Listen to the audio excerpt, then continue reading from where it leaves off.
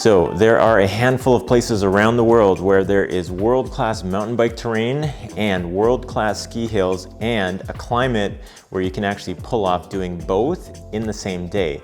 I happen to live in one of those places, Vancouver, British Columbia, and I'm also the father of 3 and I try to keep my kids pretty active, so I'm gonna try to take advantage of this to the fullest.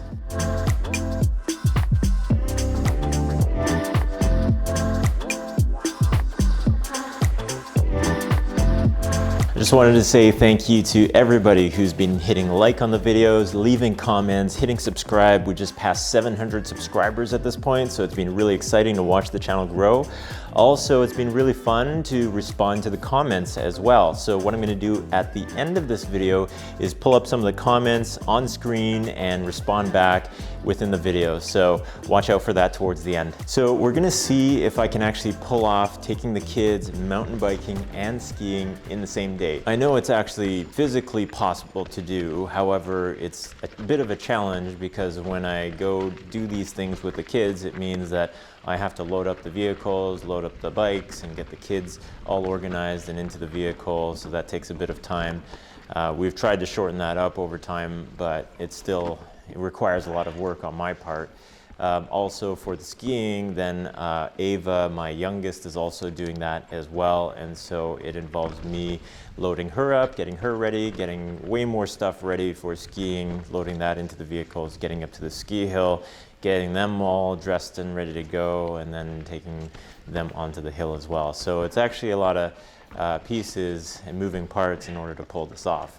And I do this on my own. It gives my wife time to be able to spend a little bit of alone time away from the kids and get some of the stuff that she wants to get done. So we're gonna see if I can pull this off today. I know it's entirely possible to do. I haven't done it before. However, I know I can get the kids loaded up for mountain biking, bikes loaded up, and the boys into the vehicle, and take them out for a few runs. And then for skiing, it's all 3 kids. My daughter Ava is skiing as well. And so getting all the ski stuff up into the vehicle, skis and snowboard loaded up, and the kids loaded up and up onto the hill as well. So I know it's possible to do. It's gonna be a little bit more work to do it all in one day, and I'm not as young as I used to be, and so I might be a little bit tired from doing this. We have a small pocket of decent weather, so we're gonna head up really quickly, maybe get 1 or 2 runs in, and then we gotta head back down so that Ben can get to a parkour class. But we should be able to get in a little bit of riding in a short amount of time. But we do live fairly close to some trails, so we should be able to get some runs in before we have to get back. I've lived in British Columbia pretty much my entire life. I started snowboarding when I was about 14 years old, just kind of on and off. Would get in for maybe 5 to 10 times during a season when I was younger, and then it was a little bit more sporadic as I got older. When I finished my post-secondary schooling, I moved closer to Vancouver at that point, and I was able to get in more skiing on the local hills that are pretty close to Vancouver. And so I was able to get in a little bit of snowboarding at that point. Yeah. But we're pretty spoiled here. We have 3 great mountains that are really close by: Cypress Mountain, Grouse Mountain, and Seymour.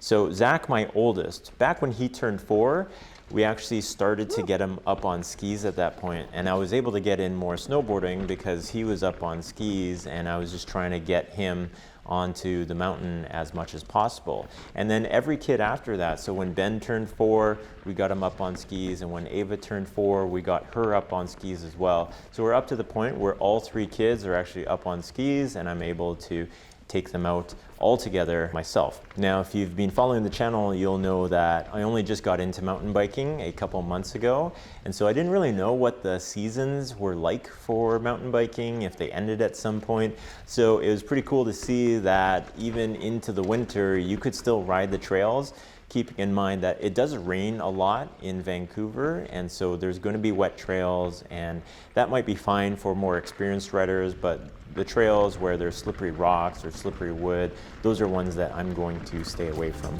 But otherwise, really cool to see that it's a sport that you can do all around here. All right, so we just got in from riding, just got in a couple runs there. Ben is off at parkour. I've got to get a couple things done around the house. We've got to get lunch going, and then we will see if we can get out to the hill this afternoon, or if I fall asleep by then. I don't know, I was up early and this is a lot of work. Okay, so the rest of the day looks pretty good. So we're gonna pack up and try to head to the hill now. For packing, I know this looks like a bit of a mess, but basically we fill up this plastic bin as much as we can with all of our gear, but I try to contain it to that. It doesn't really happen very well. So I actually take the boots and jackets and pants, throw them into the 4Runner, into the back cargo area, and then take whatever I can into the box, throw that into the 4Runner as well, load up the skis, snowboard, poles up into this top cargo box that I have on top of the 4Runner, hop in the 4Runner, and then we take off from there. This year has been especially cool because Ava is really getting going with her skiing. And so previously she was able to do mostly green runs and then some blues here and there, and now she's able to tackle the blue runs. Her legs are getting stronger. She's just able to control herself a lot more going down anything that's steep. So that's just been super cool. It's probably one of my greatest achievements as a parent, to be honest, is being able to get all three of them up on skis to the point where they're self-sufficient. It's just been a long journey. Like I said, each kid I started when they were 4 years old, and there was a lot of tears. I was bringing them up as much as I could on the weekends, and we would just go for an hour or two at a time, packing them up, getting them all dressed. I say that tongue-in-cheek because it is still a lot of fun, but it is a lot of work. I am privileged enough to be able to live in a place where I can do that on a really regular basis and to be able to afford all the stuff. You know, it's not cheap to be able to buy all the ski gear. They grow out of the ski gear pretty quickly, so I'm constantly having to churn through that. I'm not able to buy all the latest and greatest stuff for my own snowboarding as well. You know, my snowboard's super old and my jacket's kind of ripped up at this point. I actually have some gloves that are ripped as well, but hopefully I'm able to replace some of that stuff in the next little while here as well. I just keep an eye out for deals. Otherwise, there's passes that you have to pay for as well and just gas getting up there. So it's not the cheapest thing to do, but it has been super rewarding being able to get all the kids up there and just spending that time with them has been super fun for me as a parent and just really good quality time that I can spend with my kids. I'll also mention too that it's not easy to do when you're a snowboarder, teaching kids how to ski, because I actually don't know how to ski myself. And so I'm only really able to repeat the things that they learned in their lessons, and otherwise it's just been a lot of, initially with Zach, it was just a lot of letting him figure stuff out on his own, and then as the other kids got to the point where they could get up onto the hill, then Zach was able to teach them along the way as well. So now Zach is really proficient at this point. He's out there doing jumps and he's able to tackle any of the terrain out there. Ben's doing amazing as well. He's able to do jumps and tackle terrain. And then Ava is now, like I was saying, she's up and able to do blue runs. Really cool to see her progression as well, as she just wants to keep up with the boys. So it's just been really special, and like I said, it's probably my proudest achievement as a parent, and watching them just tear down the hill, race down to the lift at the bottom, even though you're supposed to slow down at the very end there. It has been really fun to be able to watch them to do, and rewarding. All right, so let's look at some comments here. So I did ask the question on there if anybody's planning upgrades this year on their bikes, and some responses here. Nicholas getting some new wheels, that should be pretty cool here. i9 Hydra Enduro S. Clint Vogel, new chainring up front, 30 tooth, nice. All right, I believe his wife is getting a Remedy 8 as well. Mark Kimley just got a Remedy 8 last month, and I was conversing with him, he was actually upgrading his brake levers, so that'll be pretty cool. Somebody else getting their first mountain bike in 15 years, trying to find the Marlin 5. Yeah, it's been tough for stock. Somebody else, William Anders, getting the Slash this fall, pretty cool. Cyrus Dolph getting carbon bars for his hardtail, pretty cool. Actually, yeah, I remember reading through this one too and responding. He's getting a bunch of stuff. Wheels, new derailleur, brakes, fork.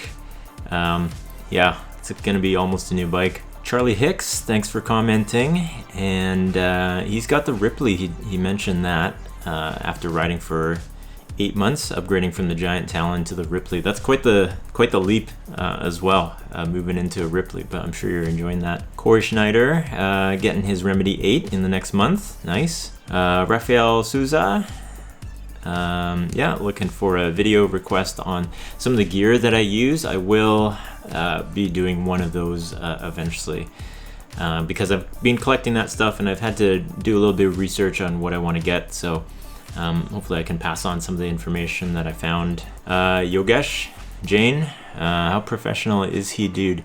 Yeah, thanks. I trying my best here. Harry the Pigeon, he picked up his Roscoe 7, and he's in Sydney, Australia. I hope to get down there one day. That'd be super fun to ride down there. Young Yim bought a Roscoe 7 a month ago, and already has a 21 Remedy 8 on pre-order. Yeah, pretty cool. Iche Libi Fabio just got his Remedy 8 2021. Pretty cool. Joe Jordan, thanks for the comment there. Trail on Fire, thanks for your comment. Because you're a rich bro. Don't know about that, but you know, get by. Great video, thanks. Yeah, here's Clint's comment here. BGCE. Looking at the Fuel EX, also a great option. And Andrew Beals bought the Marlin 5 back in September, and then is already looking at the Remedy 8, or no, has gone back a month later and bought the Remedy 8. Yeah. 666 subscribers. Yeah, thanks Nathan Spiel. Prentish, thanks for the comment. Braden McMurtry, thanks for the comment. EK, went to Trek Coquitlam, upgrade to the Fuel EX in June. Khalil Salom, he's got the Rocky Mountain. I remember this one. He's got the Rocky Mountain Thunderbolt. I looked that up. That's a pretty cool bike. What's the difference between the Trek Fuel EX? I think I mentioned that in a video, but some different travel and geometry on that bike, and it's a 29er. And Plays leaving a comment on here, 14 years old and just got full suspension bike. So pretty cool that you've been able to save up for that. All right, thanks everybody for the comments. Hit subscribe if you haven't already. Hit like on this video. Leave a comment and I will try to read it on the next video. Thanks a lot, folks. See you next time.